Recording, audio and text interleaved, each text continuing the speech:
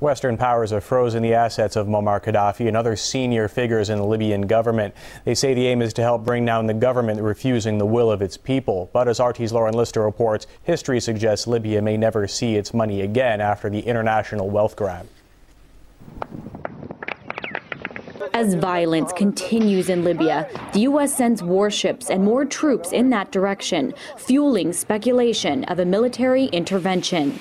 Meanwhile, Western countries may have already launched a war against Colonel Muammar al-Gaddafi's North African regime.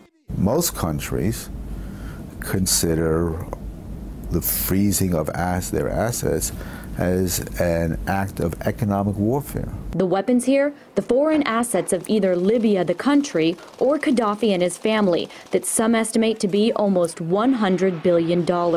It's believed to be spread across the globe. Oil money invested through the country's sovereign wealth fund.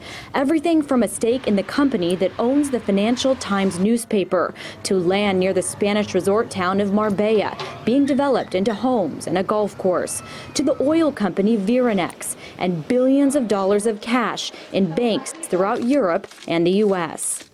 The question now is what happens to all this money, especially the $30 billion the United States has frozen, the most ever in the history of this country in this type of situation. It essentially cuts Libya off from the entire U.S. banking system. For now, it stays put while the situation is still uncertain. But what is certain, the President of the United States is now in control of this money, which gives him a powerful tool. Look, maybe we'll make a deal about this money or some of this money, but it means you have to do the following, and whatever the U.S.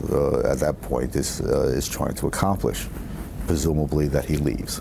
It's all about control and profit and domination. This is the center of an empire, and it's an empire where the greatest profits come from the military contracts and the oil contracts.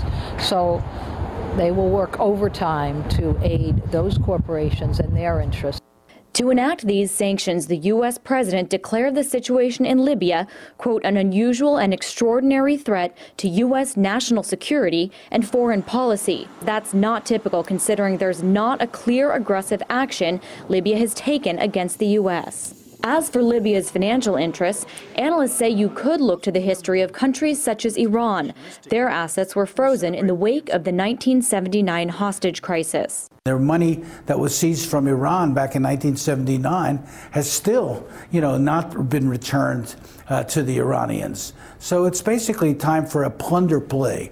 If we can take it away from them, we will. The money is used most often to pay for the settlements of lawsuits against a leader or a government, or to recoup losses. Gaddafi can likely kiss the money goodbye. We took their nuclear capacity away, made promises, didn't live up to them, claimed that was a great victory for peace, and now we're in a situation where it's clear that oil is at stake. The future of the massive sums of money reaped from Libyan oil is now as uncertain as the divided country it came from. Lauren Lister, RT, New York.